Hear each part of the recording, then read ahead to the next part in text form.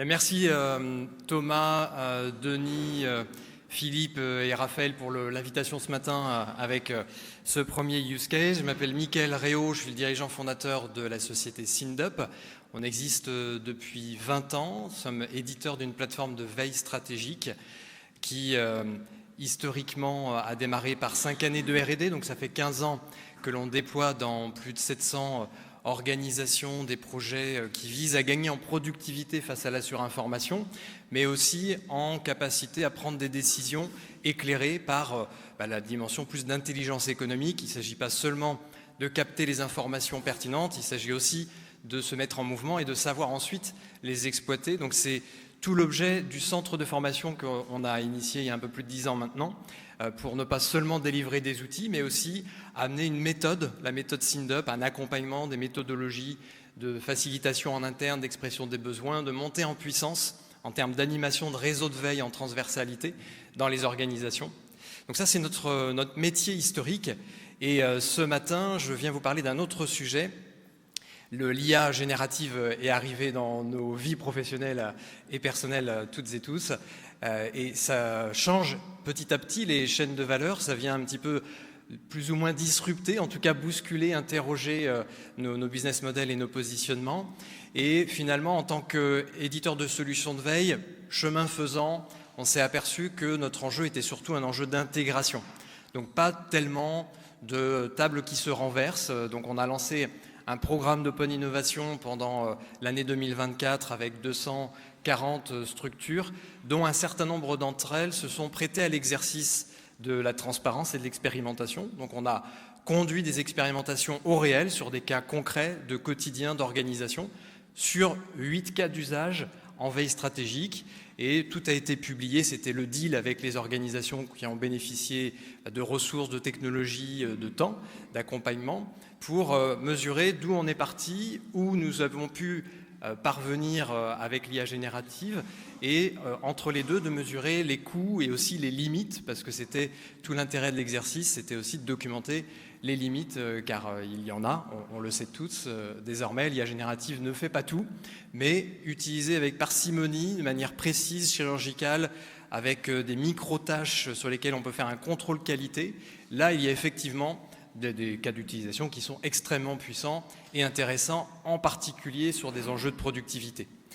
Et puis, en continuant notre cheminement sur l'IA générative, on a observé dans notre environnement que le game changer de l'IA générative était plus du côté des producteurs de contenu, parce que finalement, faire tourner les LLM, on peut considérer que c'est un peu comme faire tourner la planche à billets. Il y a à la fois un effet d'inflation très important sur les volumes produits, et puis, par effet domino, ça crée une dépréciation de la valeur perçue, en tout cas, des contenus. Et tout ça, ça crée des boucles de rétroaction amplificatrices, puisque plus de contenu produit nécessite plus d'IA pour filtrer, et la pression qui est mise sur la valeur perçue des contenus produits nécessite aux producteurs de contenu de se mettre aussi à l'IA générative pour produire plus vite, moins cher. Et donc, on est un peu dans une fuite en avant de ce phénomène qui crée de plus en plus une accélération de la bunkerisation du web, c'est-à-dire que les informations, pour continuer à être valorisables, nécessitent d'être réservées à des clients qui payent via des pages de paywall pour le monde de la presse, via des logins mots de passe pour un certain nombre de solutions que vous représentez aujourd'hui ici en production de contenu et de data. Et cette bunkerisation, finalement, elle ne va pas dans le sens de l'accompagnement des organisations à prendre des décisions éclairées, alors même qu'aujourd'hui, plus que jamais, on en a grand besoin pour les défis à relever. Et donc, on a commencé à travailler sur un deuxième programme d'open innovation qui correspond au logo que vous voyez s'afficher, SitID. Et je vais, en quelques slides, pour respecter un timing sur une journée chargée et passionnante, vous en donner un petit peu la vue d'hélicoptère, et on pourra ensuite échanger autour d'un café si vous le souhaitez. Alors, donc, le contexte, c'est celui que j'évoquais. Je ne vais pas le redétailler. Simplement, une première conséquence, justement, sur les productions d'informations, comme je le disais, c'est une démultiplication des modèles, des modalités aussi d'accès à cette information. On peut passer à la slide suivante. Merci. Ici, vous avez les 3 parties prenantes que l'on a conviés dans ce programme d'Open Innovation. Première partie prenante sont les professionnels que l'on accompagne au quotidien, qui expriment justement une difficulté grandissante à accéder à de l'information, tout simplement parce qu'on court après la productivité d'un côté, et notamment avec l'IA générative, mais si d'un autre, il faut, dans le quotidien, pour accéder à une information dont on a besoin ponctuellement, lire des conditions générales de vente, sortir la carte bancaire si tant est qu'on ait l'autorisation de le faire, récupérer la facture, la mettre en comptabilité, voire signer au niveau du service juridique un contrat, tout ça est incompatible avec la vie que l'on mène derrière nos écrans chaque jour dans une course toujours plus effrénée. Donc premier frein, c'est faciliter, refluidifier finalement l'accès à l'information. Les éditeurs, donc producteurs de contenu, l'enjeu est évidemment de pouvoir maintenir un modèle économique viable et donc que l'arrivée de l'IA générative ne soit pas un trou noir qui absorbe toute la valeur produite sans que rien n'en ressorte. Donc là, on va dire qu'on est sur un défi qui est presque darwinien. Et puis les intégrateurs que nous sommes d'une certaine façon, c'est-à-dire tous les éditeurs de technologie qui ne sont pas les grands faiseurs de LLM, mais qui, comme chez Syndup et comme un certain nombre d'entre vous, s'adaptent au quotidien dans leur roadmap pour intégrer cette dimension. Comment intégrer des flux d'informations qui sont justement de plus en plus contraints en termes d'accessibilité. Donc le mot-clé en fait de SiteID, c'est refluidifier l'expérience et la consommation de l'information pour répondre à un besoin des consommateurs et à trouver le bon équilibre pour les producteurs. On peut passer à la suite. Et sur les enjeux plus spécifiquement des éditeurs, la solution sur laquelle on a commencé à travailler en concertation et sur ces trois piliers en termes d'objectifs, c'est donc générer des revenus, c'est-à-dire acquérir de nouveaux abonnés en levant justement les freins que j'évoquais tout à l'heure, expérimenter éventuellement des nouveaux modèles comme du pay as you go, de la consommation à l'usage ponctuel, qui peut être aussi une manière de faire rentrer petit à petit dans son univers de futurs abonnés à fidéliser. Maîtriser les usages parce que l'IA générative parle son langage. On a des nouveaux protocoles tels que le MCP qui aujourd'hui sont en train un petit peu de s'installer comme nouveaux standards.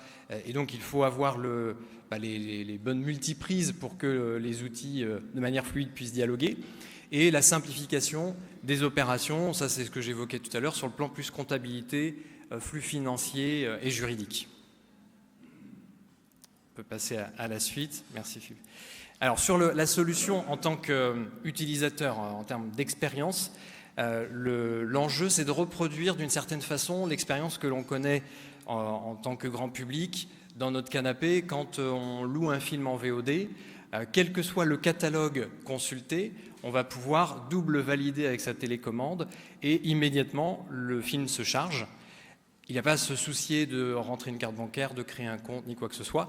C'est l'opérateur de téléphonie qui l'ajoute simplement sur la facture et le prélèvement automatique.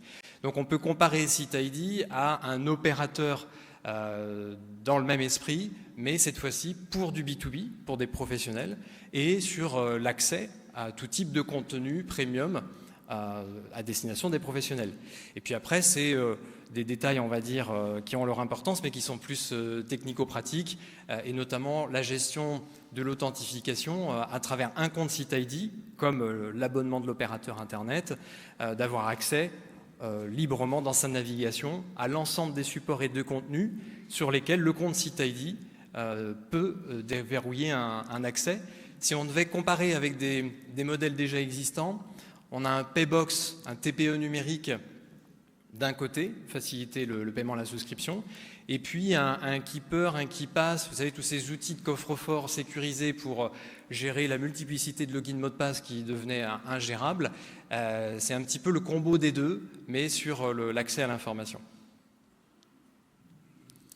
Et puis, je le disais tout à l'heure, il faut parler aussi le langage des IA génératives. Donc, l'accès à l'information à travers un navigateur, ça c'est le premier volet que l'on vient de voir, qui passera par une petite extension. Ça c'est pour l'humain finalement, refluidifier notre navigation au quotidien. Mais petit à petit, on l'observe déjà, mais on est aux prémices, les professionnels vont déléguer à leurs assistants une partie de leurs tâches du quotidien, y compris le fait de consulter et d'analyser un certain nombre d'informations. Et donc, que ce soit l'assistant qui travaille pour le compte de Monsieur Dupont ou Monsieur Dupont derrière son navigateur, eh bien, l'objectif, c'est d'avoir là aussi une fluidité pour passer de l'un à l'autre avec derrière le même compte et le même modèle économique, de sorte que l'assistant ne soit pas le fameux trou noir que j'évoquais tout à l'heure, mais que ce soit bien un assistant en conformité avec les paiements nécessaires pour l'accès aux informations. C'est juste le choix de M. Dupont d'avoir délégué à son assistant certaines tâches. Il aurait très bien pu les faire lui-même avec sa souris et les yeux rivés sur son écran.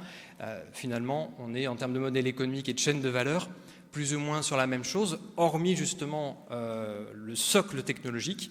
On n'est plus sur une extension navigateur, on est plutôt sur des API et des briques MCP, de façon à rentrer dans les cadres de l'IA agentique, qui est certainement le buzzword 2025.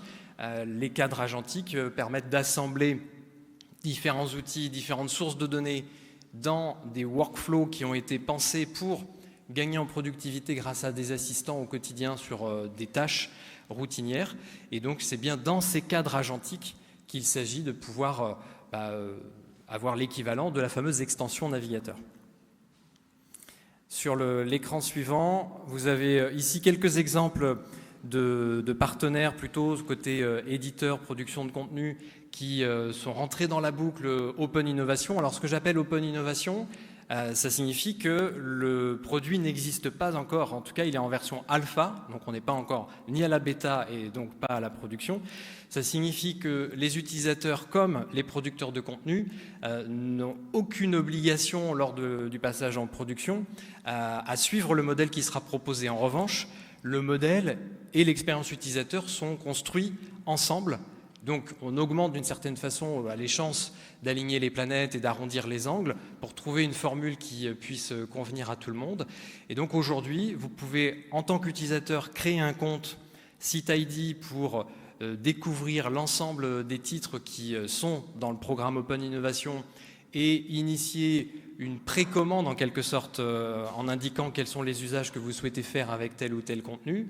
Et de l'autre côté, les éditeurs, les producteurs d'informations peuvent en renseigner dans le catalogue leurs propres titres et un certain nombre de métadonnées qui sont nécessaires pour cette phase un petit peu de concertation et de marketplace en quelque sorte.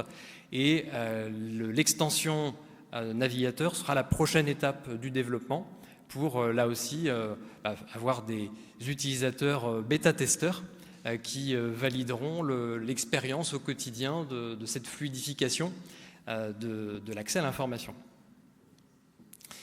Et en très très bref, je regarde un petit peu le temps, on est pas mal. Sur le système tarifaire, donc vraiment en quelques mots, on va passer les 2-3 écrans successivement. Donc sur l'abonnement d'abord, il s'agit d'avoir un système, on peut juste re-switcher sur le précédent, pour le coup ça a été trop furtif. Merci. L'abonnement, il s'agit donc de pouvoir y souscrire, comme je disais, comme la télécommande avec le VOD. On choisit la période d'engagement et automatiquement ça démarre. Il n'y a pas d'autre démarche à faire que celle-ci, puisque le compte SiteID est pré-câblé dans le navigateur, dans la comptabilité et le juridique. L'écran suivant, c'est l'achat à l'unité uniquement pour les éditeurs qui le souhaitent. Ça peut être l'occasion pour certains éditeurs avec qui on discute de tester ou retester la vente de contenu à l'unité, parce que justement soulager de la gestion, à dire technico-marketing de la chose. Mais en tout cas, si le support le propose, l'utilisateur a cette option qui s'affiche à travers son extension. On peut continuer. Le partage d'informations sécurisées, c'est finalement la philosophie de ce qu'on retrouve sur nos smartphones. Sur une application de productivité payante, je peux l'installer pour moi, mais je peux aussi l'offrir à Thomas, ou simplement lui recommander de l'installer sur ses propres budgets. Donc l'esprit de pouvoir avoir cette fluidité au quotidien également sur l'accès à l'information. Et donc si Thomas a son propre compte SiteID et que je ne fais que lui recommander, bien libre à lui de pouvoir utiliser ses budgets. Et les budgets, justement, ça doit être l'écran juste après. eh bien parfois ils sont centralisés, il y a des personnes qui sont en charge de les gérer pour tout le monde dans une organisation, et d'autres fois, chaque direction ou chaque équipe, de manière un peu décentralisée, a ses quotas et chacun s'auto-organise. Donc l'objectif, c'est d'avoir cette double possibilité centralisée ou de pouvoir déléguer également la gestion de certains budgets. Voilà, j'ai été un petit peu rapide, mais ça permettait en un quart d'heure de lancer un petit peu cette réflexion ouverte avec vous. Donc on a 2, 3, voire 4 minutes de questions-réponses, je crois, si vous le souhaitez. Et dans tous les cas, à la pause café, avec plaisir pour continuer les échanges.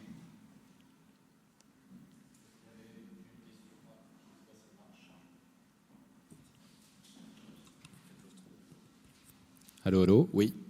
Je ne sais pas s'il y avait une question. Moi, j'en avais peut-être une pour Michael, si je peux me permettre, qui était, donc on a vu quelques exemples de médias, de sources qui seraient embarqués dans CiteID, qui sont partants dans l'expérience Open Innovation. Quel type d'organisations sont en face aussi, sont partantes dans ce processus pour voir un peu, je crois qu'il y avait une intervention récente de la personne du LCL, donc plutôt dans un contexte de grand groupe bancaire, mais quels autres types d'organisations sont partantes pour... Comme c'est un besoin prégnant au quotidien chez les professionnels, on n'a pas trop appuyé sur la pédale d'accélération, sur les appels à candidature pour expérimenter, pour ne pas créer de frustration, le temps justement de suffisamment avancer. Donc aujourd'hui, on dialogue surtout avec les utilisateurs de SynDup dans le prolongement de cette relation. Et donc, ils sont nombreux à être en attente de pouvoir tester. Et en tout cas, on contribué à la réflexion et à la conceptualisation du modèle. Et effectivement, on avait un webinaire récemment auquel je te remercie d'avoir participé avec Philippe, et on avait également Rodolphe, qui est directeur innovation du groupe LCL, qui là, avait un petit peu la casquette sur la gestion des budgets décentralisés, enfin centralisés et décentralisés à la fois de par la taille de la structure, mais avec des problématiques et des frictions au quotidien des collaborateurs sur la gestion du temps, et donc le besoin de fluidité qui faisait partie des contributeurs de ces réflexions ouvertes. Donc il y a beaucoup de concertations off et des temps comme certains webinaires qui sont l'occasion publiquement de pouvoir réfléchir tous ensemble à haute voix et de faire effet un petit peu boule de neige pour que petit à petit on lève les problématiques et on trouve les meilleures solutions. Et peut-être on peut te demander, Michael, profitez qu'on a encore une minute, le planning un peu de déploiement, quand est-ce que, alors c'est dur à dire quand on a un processus d'innovation parce qu'il y a essai-erreur par principe, hein, mais oui, quand est-ce que tu vises à peu près un passage à l'échelle et un déploiement au sein de ces organisations? Alors, on a plusieurs conditions sine qua non, mais si le plan se déroule sans accroc, pour les plus anciens qui suivaient les séries américaines, nous aurons une version bêta à tester pour la fin de l'année, de façon à viser la production l'année prochaine. Voilà. Mais pour ça, il y a des enjeux, notamment de financement. Tout ça est en discussion, en élaboration. Et si le plan ne se déroule pas sans accroc, l'objectif, malgré tout, c'est quand même d'avoir un MVP, un prototype pour fin d'année, début d'année prochaine. Et c'est l'accélération qui suivra derrière, qui sera peut-être pas au même rythme. Donc selon nos capacités d'investissement sur cette solution, on va pouvoir viser, on va dire, production courant 2026 ou 2027, selon les budgets. Voilà, je crois Ghislaine qui a aussi une réaction sur l'intervention. Oups. Avec, donc comme vous avez compris, rendre compatible le modèle de l'information de qualité avec l'agentique IA. Donc c'est un beau programme. Merci Thomas. Merci pour cette présentation. Donc Ghislaine Chartrand du CNAM. Est-ce que cette solution résout aussi les problèmes de droit relevant de l'utilisation de modules d'IA générative sur les sources payantes? C'est au cœur du sujet sur le volet 2. C'est-à-dire sur le volet 1, c'est plutôt de faciliter ce qui existe, c'est-à-dire la souscription. Donc il n'y a pas de nouvel environnement, de nouveau paradigme, c'est plus de rendre simple des choses qui aujourd'hui sont lourdes et complexes. Et sur le volet IA générative, en revanche, là on est sur un terrain mouvant et qui est en train de se dessiner au fur et à mesure. Donc nous on a pris le parti de l'expérience utilisateur pour faire en sorte qu'à la croisée des chemins, parce qu'il y a des facteurs qui sont en dehors des discussions de CiteID qui vont aussi nous orienter selon les choix stratégiques de toutes les parties prenantes qui sont concernés. Donc là, on est très concentré sur l'expérience utilisateur, le support, en essayant justement de trouver des modalités qui soient suffisamment équilibrées pour, a priori, rentrer dans les futures cases qui vont se dessiner dans le courant de l'année par ailleurs. Mais l'objectif, c'est d'aligner les planètes, en tout cas, et effectivement de pouvoir trouver l'équilibre entre un certain nombre de décisions qui seront prises sur le rapport à l'IA générative et puis la solution qu'on souhaite élaborer. D'accord, je finis. Est-ce que les éditeurs de contenu avec lesquels vous avez commencé à travailler seraient favorables à effectivement faciliter pour l'usager l'usage de leur contenu pour générer des contenus, des résumés, des veilles stratégiques? Oui, clairement. Là, tous les participants du programme CiteID veulent expérimenter. Ils sont tous là au moins pour cette chose-là. C'est expérimentons, validons, testons, cherchons. Parce que sinon, on peut se regarder en chien de faïence très longtemps et se faire finalement dépasser. Et on sait aussi qu'il y a énormément de shadow dans les pratiques.